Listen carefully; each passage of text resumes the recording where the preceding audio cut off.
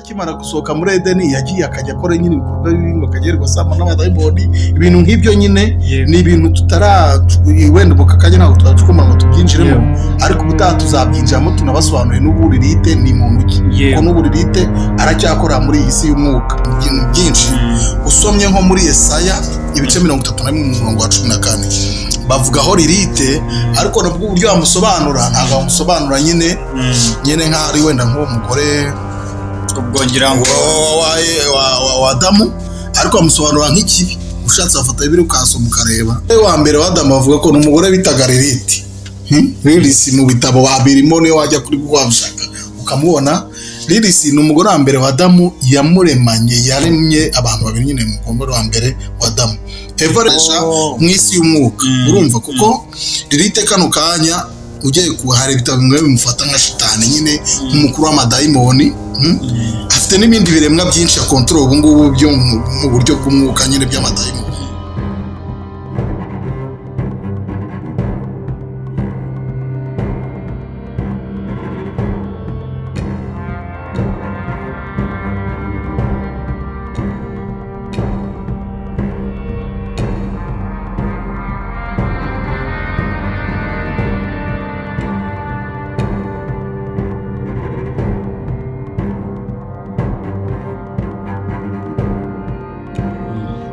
nongeye kuguha ikaze wowe muntu wakoze subscribe kuri Afterlife TV nubwo ushobora kuba warayikoze ititwa iryo zina ariko uyu munsi akaba ari ryo zina twafashe tugiye kujya tubanaho buri munsi ndetse buri gihe ni iwabo w'ubucukumbuzi ariko ubucukumbuzi bushingiye ku bucurabwenge bwa Bibiliya ndetse n'ibindi bitabo byaba byaranditswe mbere yayo cyangwa n'ibindi byabayeho wowe waba utazi ariko turahamya neza ko ibyinshi muri byo ari byo uzajya usanga utarigeze kumenya. Karibu rero ikaze mu isi y'ubumenyi wahishwe ariko ugiye gucukumburirwa hano kuri Afterlife TV. Rero uyu mugabo ngewe nahisemo kumusura mvuga ngo agire utunanganiza kuko bari barambwiye yuko asesengura bigatinda nagira ngo tudatinze cyane ntangire muramutsa uraho neza umugabo. Muraho amakuru ni meza karibu mu rugo rwawe rero. Mwakoze cyane kandi namwe karibu mwakoze kudusura kandi yego jewe tudatinze twigeze kuba turi kuganiraho hatari kamera cyangwa hatari record tuganira ku nkuru interamatsiko njya kuyicukumbura muri Bibiliya ariko nkitangira ibyo nahuye nabyo ndagira ngo ari byo duheraho ndagira ngo ntituri butinde si byose ngira ngo dutangire ku cyatuzanye nyamukuru cyangwa niba ari cyo wabanza kubwira abantu badukurikiye wabanza ukakivuga nanjye nkaba negeranya. Murakoze mu by'ukuri nyine nk'uko yababwiye turi mu buryo bw'ubucukumbuzi by'umwihariko twavuga nk'ahari nk'isi ni muri ino si yacu birimo ibintu byinshi bihishwe izi Bibiliya tuba dufite ibitabo bindi birimo ibintu byinshi tutazi niyo mpamvu tuje hano tuganire ubuzima nyuma y'ubundi buzima ni iki kiba kiri inyuma y'ibi bintu byose tubamo ni iki kiba kihishe inyuma y'izi Bibiliya dusoma nibyo tugiye kuzajya tuganiraho nibyo tugiye kuganiraho aka kanya. Yego urakoze cyane. Yego ku ikubitiro ndagira ngo duhere mu gitabo cy'itangiriro Bibiliya turi gukoresha ni Bibiliya ntagatifu Bibiliya ikoreshwa na Kiliziya Gatolika ngira ngo cyane Kiliziya Gatolika dore ko ari nayo irimo isa nkaho isobanura ibintu byinshi. Yego rero ndagira ngo tuganire ku muntu umwe uvugwa muri Bibiliya ari kuvugwaho inkuru idasanzwe niwe tugiye gutangira dusesengura.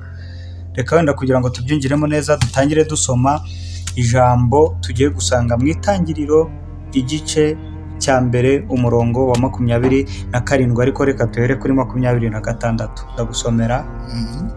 Imana iravuga iti noneho duhange muntu mu ishusho ryacu mu mimerere yacu Imana iravuga iti noneho duhange muntu mu ishusho ryacu mu misusire yacu maze ategeke ifi zo mu nyanja ibiguruka byo mu kirere inyamaswa zitungwa n'izo mu ishyamba n'intondagizi zose. 27 ariho nashakaga ko tugera, aravuga ngo nuko Imana irema umuntu mu ishusho ryayo, imurema mu ishusho ry'Imana, ibarema ari umugabo n'umugore. Point. Reka nsimbuke nanone ngere ku kindi gice birwo. Yego, nakomeza. Komeza nta kibazo. Nagira ngo mpite nguhera umwanya rimwe kugira ngo ikibazo cyanjye gishingire ku byo ndiho mvuga hano. Turete tujyana none ku gice cyawo cya kabiri, umurongo wa 22 ngira ngo. Igice cya kabiri 22. Ariko twahera nkahe kugira ngo ikibazo era hejuru gato kuri 18 nta kibazo. Kugira ngo iyo twari tumaze kuvuga byumvikane. Nuko Uhoraho Imana iravuga iti, si byiza ko umuntu aba wenyine, ngiye kumugenera umufasha bakwiranye. Uhoraho Imana abumba mu gitaka inyamaswa zose zo mu ishyamba n'inyoni zo mu kirere, azizanira muntu ngo arebe uko muntu azita amazina, maze ikinyabuzima cyose kigire izina cyiswe nawe. Muntu yita amazina ibitungwa byose n'inyoni zose zo mu kirere n'inyamaswa zose zo mu ishyamba, ariko muntu ntiyabonamo umufasha bakwiranye. Nuko Uhoraho Imana atera muntu gusinzira ibitotsi bikomeye, arasinzira, afata rumwe mu mbavu ze maze asubiranya umubiri. Urwo rubavu, aho ni kuri 22 tugeze, urwo rubavu Uhoraho Imana avanye mu mugabo akoramo umugore, umugore amushyira umugabo. Umugabo ariyamira aravuga ati, noneho dore igufwa ryo mu magufwa yanjye n'umubiri uvuye mu mubiri wanjye, uyazitwa umugore kuko mugabo ariho avuye, Amen. Kiri ijambo ry'Imana wa mugabo. Murakoze cyane. Rero ngira ngo ni ibyo ngibyo. Verse ya mbere twahereyeho yagaragaje ivuga ngo Imana yaremye abantu babiri. Ivuga ko Imana yaremye muntu urumva ko bavuga muntu, ntabwo bavuga umuntu. Yego. Ubwo ni ikiremwa muntu nyine, urumva. Ariko wakomeza hepfo gato bakavuga ko yaremye umugabo n'umugore. Ibashyira muri Edeni nyine, ibaha byose ngo babiyobore. Indi iriya verse ku murongo nyine, kuri iriya verse ya kabiri ku murongo igice cya kabiri kuri verse ya 22 bakavuga ngo Imana ngo Uwiteka nyine asinziriza umugabo, imukuramo urubavu, irukuramo umugore, iramumuha. Urumva, wakwibaza ese tugiye kuganira iki se, ibyo bihuriye wenda ni iki kishe muri ibyo bintu? Abantu benshi bajya bibaza, nawe nicyo wibaje wenda ni nacyo gitumye ugaruka hano. Twigize kuganira, twakunda abantu batera brage. Umenya ko tuvuga ko Imana ubundi Adamu yagize abagore babiri. Ndabizi abantu benshi babyumvisha ubu ngubu nabo bahise bumva bakomplayininze, bari bazi ibyo bintu kubikuye he biri, sibyo? Ariko nawe ntiwabyumvishe nkuko wabyumviye, wenda niyo mpamvu wakoze n'ubushakashatsi cyangwa bikunze ari ubwo wabonye ko bishoboka, sibyo? Ubundi rero bivugwa ko Imana yaremye abantu babiri koko. Umugore wa mbere wa Adamu bavuga ko ni umugore bitaga Lilith. Lilith mu bitabo babirimo, niyo wajya kuri wabishaka ukamubona. Lilith ni umugore wa mbere wa Adamu, yaremye abantu babiri nyine, mu mugore wa mbere wa Adamu. Eva rero uratuvuga, Bibiliya itwereka ko ari we mugore wa Adamu, twese dushobora kuba twanakomotseho nabyo, kuko ni umugore wa kabiri wa Adamu. Aho ushobora kwibaza ese ni iki cyabaye kugira ngo Adamu ashaka abagore babiri? Ese yaratunze abagore babiri? Lilith se yarapfuye wenda ashaka Eva? Icyo rero nicyo ngira ngo wenda tuganireho gatoya, nubwo wenda tuzagera aho tubunyuma tukabyinjiramo, ariko aka kanya reka tubivugaho gake. Nuvuga ngo bavuga ko ibitabo bimwe na bimwe bivuga ko Adamu nyuma y'uko Imana imuremye ikamurema na Lilith, babashyize nyine muri Edeni, babamo gutyo. Ariko murabizi ko nyine abagabo akenshi tuba dushaka kuba igihe cyose tuba turi super, kandi kuko Imana yari yabiremye. Ariko uwo Lilith bivugwa ko yigize intakoreka, yigira ikigomeke, yanga kumvira umugabo, yakumvira nyine amategeko y'umugabo, nyine agashaka ibintu byose biba kuko n'ubundi baremwe bose. Ati ngiye twararemwe twese, kucyumva ko aba umugabo nyine wajya hejuru nkajya hasi, nyine ukumva ko ugomba kunkandamiza. Urumva? Ni ukuvuga ngo uyu turi kuri Lilith, uyu mugore utari Eva, ngira ngo bitanoroheye umuntu utabyumva neza guhita bikabuta. Yego. Uyu mugore ubwumvikane bwari buke hagati yiwe na Adamu, kuko bombi bararemwe, ariko kubera ko nyine umugabo n'ubundi ari we pawa, Eva Lilith ntabyumva. Kavuga ati ni gute ko twese twaremye, ni kuki ushaka kwigira umutware, ni kuki ushaka kwikora ibi ngibi? Urumva hari ibintu byinshi batahuzaga, cyangwa kunza n'inshingano Imana yari yarabahaye, ariko Lilith agashaka kugira inshingano zirenze isi Imana yamuhaye. Urumva? Wakumva nyine yaba umugabo nko mu gikorwa cyo gutera akabariro, wakumva yajya hejuru. Niyo mpamvu nyine usanga hari nka posiyo zimwe na zimwe buri mu madini batashobora no gukwemera gukoresha. Urumva? Bitangira nyine kuba ikibazo kinini, kugeza ubwo Imana y'ubwayo yaje yirukanira Lilith muri Edeni, iramwirukana. Tutararengaho imvo n'imvano yo kuvaho, ndashaka wingiremo neza niba ibyo bintu turi bugeraho abantu babisanga ntabwo ari inkuru yo gutera waraza turi kuvuga gutya, ni ibintu bihari byanditswe, ahubwo ntibyamenwe wenda na benshi, kugira ngo ni kimwe mu bice bihari. Akenshi iyo urebye Bibiliya usanga baragiye bashyiramo ibintu bineseseri ko byigisha abantu. Nta n'umunkeka ko hari batashatse gucalenjinga abantu, kuko iyo urebye Bibiliya harimo ibintu byinshi, hari amasomero menshi, hari amashakiro menshi, hano hari ibitabo byinshi. Nzagenda mbazana n'amareferanse, mahe n'ahantu mwagenda mukura ibyo bitabo mu buryo mwabisoma. Ariko by'umwihariko nk'inkuru ya Lilith, nubwo isa nk'aho atari abantu benshi bayizi, ariko ni inkuru yamaze kuba open, yamaze kuba open. Amashakiro menshi niyo wajya, amashakiro menshi arabigaragaza. Urumva? Ubwo rero nyine ibyo byose byagiye bikurura impaka.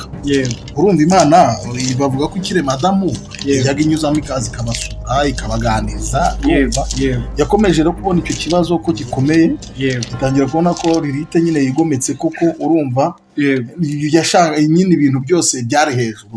Urumva? Imana yifata icyemezo cyo kumusohora muri Edeni, iramwirukana.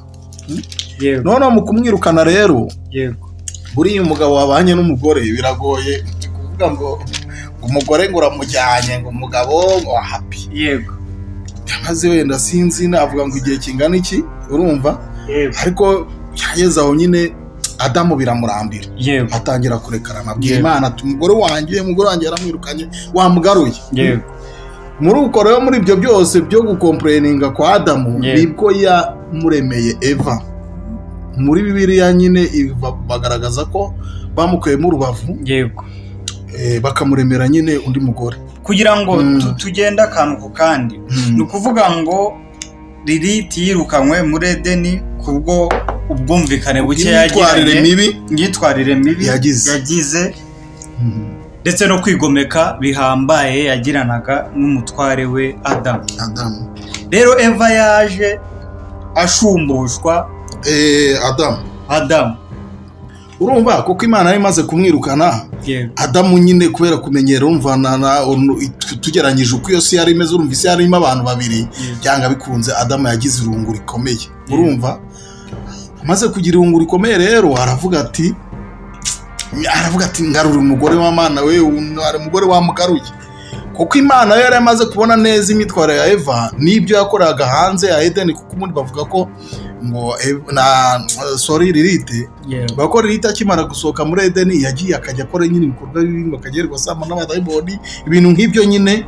Ni ibintu wenda bukakanye ntabwo twacukumara ngo tubyinjiremo, ariko ubutaha tuzabyinjiramo tunabasobanurire n'ubu Lilith ni muntu ki, ko n'ubu Lilith aracyakora muri iyi si y'umwuka. Urumva? Imana rero nibwo yamusinzirije imuremera umugore imukuye mu rubavu rwe pe. Adamu anamubonye rwose aratangara aravuga ati ewe hana nibwo yahise amutomagura ya mitoma yose arakara ko mu mara yanjye utwo tuntu twose nyine. Uwo rero yabaye umugore wa kabiri wa Adamu. Urumva barabaho gutyo nyine nibwo babyaye babana. Babyarana abo base babyarana Kayini na Abeli, umaze kwica undi babyara Seti. Hari usa nkaho ari we turimo turagenda dukomoka isezerano ryose.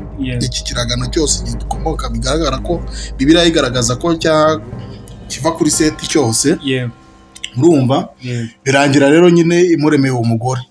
Nyuma yaho rero nabwo wakwibaza ati byaje kugenda bitera hitewe byagenze ubuzima bwe hanze ya Eden bwari bumeze. Lilisi nawe yagize ikibazo gikomeye cyane. Lilisi yagize ikibazo gikomeye, yabonye ko yagize, ubwo urumva yasanga ari yaragiye avuga ati igihe nikigera nzanagaruka ndetse ubundi ibi ni ibiki. Urumva Lilite rero nawe ngo yateye itiku. Yateye itiku rikomeye pe, hatera itiku ku Mana iki. Urumva biranamubabaza nyine, urumva iyo umuntu wamuharitse biramubabaza kandi wenda yumvaga biraho nubwo yari afite po ariko byaramubabaje. Bavuga ko rero nyuma ngo yanagarutse agasinziriza Adamu nyine bakanaryamana akamwiba imbuto. Izo mbuto nazo mu biganiro bitatu tuzareba ngo byagenze bite. Izo mbuto yamwize bye ni izo gukora iki, yazikoresheje iki. Watumeneye waduteyeho amatsiko. Oya tuzagenda tubisubiramo kuko ni ibintu bisaba nyine no kugira akenshi biba byisi uganiza abantu bana reference. Ariko imbuto nyine nta kintu urumva yamwibye imbuto nyine ubwo niba bararyamanye ashobora afashe spam zafite ibindi yagiye kuzikoresha mu isi y'umwuka. Urumva kuko Lilite kano kanya ugiye kuhara ibitabo bimwe bimufata nka shitani nyine nk'umukuru w'amadayimoni. Afite n'ibindi biremwa byinshi ya control ubu ngubu byo mu buryo bw'umwuka nyine by'amadayimoni. Yaragize rero Imana yaranamuhannye kubera ibyo bintu byose. Bavuga ko Imana ngo yicaga hari ndumva ugenekereje hafi ngo abana nk'ijana ku munsi. Bariri yabicaga rwose. Ntago nyine yarorotse cyane umva aragiye akajya byana n'amadayimoni. Imana ikajya ibica kugeza nubwo nyine na Lilite nayo yarekaramye cyane araburana. Buriya hari ibintu nyine tuba tugomba no kwitondera. Buriya umwana uvutse kugeza ku minsi 8 buranga wari mu maboko ya Lilite. Ubundi niko bivugwa. Umwana wese uvutse Imana yamuhaye ubushobozi bwo kubagera uburenganzira mu minsi 8. Niyo mpamvu burya umwana ukivuka abantu bagomba kwitabwaho agasengerwa agasigasirwa pe. Urumva abashobora kumukora ikintu kibi n'ibindi tuzagenda tubiganira gake gake. Ariko nyirizina nayo mahitire hari Lilite. Ubwo nyine yakomeje mu isi y'umwuka. Bavuga ko buriya ayobora imyuka myinshi nk'ibintu bita abasambanyi b'ijoro. Abantu benshi ntabwo bajya babimenya. Ariko nka buriya nk'iyo wiroteyeho tuvuge nk'umugabo buriya ntugatekerezo ni ibintu biba bibaye improvisi. Ni ibintu biba biri kuba akenshi biba biri kuba. Urimo uraryamana n'imyuka mibi. Abo basambanyi b'ijoro ni ingabo za Lilite. Kuriya kana gahimbuka kagatangira kujya kwiroteraho. Ibyo bintu byose urumva akenshi buriya ni izo mbuto akenshi uraza iyo myuka mibi niyo mpamvu mwaryamanye kwiba n'izo mbuto. Ku buryo bigira ingaruka nyinshi mbi nk'abantu bikinisha. Buriya nyine baba barimo gukora amakosa akomeye kuko barimo barakwirakwiza imbuto zabo bitari ngombwa. Buriya nuko nyine bimeze. Yego uyu munsi wa none kugira ngo abantu bari kudukurikira cyangwa tugiye kujya tubana umunsi ku munsi bizere ko amakuru tuvuga atari ibihuha atari ibipapirano. Uyu Lilite uretse hano tubona Bibiliya ntagatifu iri kugaragaza ivuga ngo Imana yabaremanye ari babiri, tuza kubona Eva nawe nyuma aremwa. Hari ahandi Lilite yabavugwa muri Bibiliya? Lilite yarahishwe cyane muri Bibiliya. Urumva kuko ndakeka Lilite avugwa hari ahandi hantu avugwa ariko avugwa ahantu hamwe muri Bibiliya. Urumva gusa sinzi niba kuko akenshi nk'ubundi urabona afite Bibiliya turi gukoresha ni Bibiliya ntagatifu. Ariko Bibiliya ntagatifu uriya nisobanura ibintu byinshi. Usomye nko muri Yesaya ibice 31:14 bavugaho Lilite. Ariko nabwo uburyo bamusobanura ntabwo bamusobanura nyine nk'ari wenda nk'uwo mugore ubwo ngira ngo wa Adamu. ariko bamusobanura nk'ikibi, ushatse wafata bibiri ukasoma ukareba, cyangwa uze gupininga uwo murongo wenda ku kiganiro abantu baze kuwisomera barebe, mbashyira amatsiko kubwo ko twasaga nk'abari gukora introduction y'ibintu bigiye kujya binyuraho hano kuri Afterlife TV, ariko birumvikana ko ari ibintu biteye ubwoba. Ese nakibaza ngo nyuma y'ibi bintu gutya, kuko kenshi umuntu ari kubwirwa ibintu nk'ibi mu ntangiro uhita wibaza ngo gahunda ya Afterlife TV ni iyihe? Ese nyuma yo kumva ibi byose hari irindi banga wenda ryaba rishwe mu mibereho mishya y'abizera se? No, nta kindi. Hari ibintu byinshi buno. Isi y'umwuka ni ikintu kigari pe, ni ikintu kigari, urumva nta nubwo byoroshye kubihuza nk'uko bivuga, kuko nk'iyo ugiye kureba ibirimo kuvugwa nka Bibiliya, mu by'ukuri usanga hari ibintu byinshi kuko urumva turayisoma, ariko hari ibintu byinshi biba bihishwe twebwe tutazi, kuko urumva nk'izi nkuru zose nta nimwe baracukumbuye. Ushobora kwibaza Adamu iki bintu byose usanga biri Samari. Adamu yabyaye abana 3 kandi hari ahantu hagaragara nko muri biri ukabona ko yabyaye abana bagera mu 10. Wenda ugasanga utwo tuntu two tuzajya twinjiramo gusa hatagira wenda dutesha mu byizerwa bye. Ni uburyo bwo kugira ngo umuntu nyine afunguke no mu mutwe, umuntu afunguke mu mutwe abashe kumenya, urumva tuzamenya byinshi mu bihishwe mu isi y'umwuka, cyane ko ino si tubamo n'iy'umubiri, ariko hari isi y'umwuka ibiraho twebwe tutazi, ibiberamo tutazi, urumva bisaba rero utuntu twimbitse, ubucukumbuzi bwimbitse, kumenya kudasanzwe. Gusa icyo nabwira nuko ibintu byose tuvuga bifite reference, bifite ibitabo byanditsweho, urumva bifite ubiko, bifite ibisobanuro rwose. Nicyo nabwira abantu badukurikiye. Urakoze cyane rero. N'ubundi chaîne yitwa Afterlife, bivuga ngo nyuma y'ubu buzima, no kuvuga ngo abantu bakomeze bayikurikirane cyane, abakora subscribe bayikore kugira ngo biyumvire ibyo bya nyuma y'ubu buzima ndetse n'ibyo muri ubu buzima byahishwe byinshi cyane. Ngira ngo wakoze cyane. Iyi ari part 1 kandi buri munsi cyangwa se buri gihe uko washobojwe tuzajya tugezaho abantu amakuru mashya mu byahishwe. Murakoze cyane. Sawa.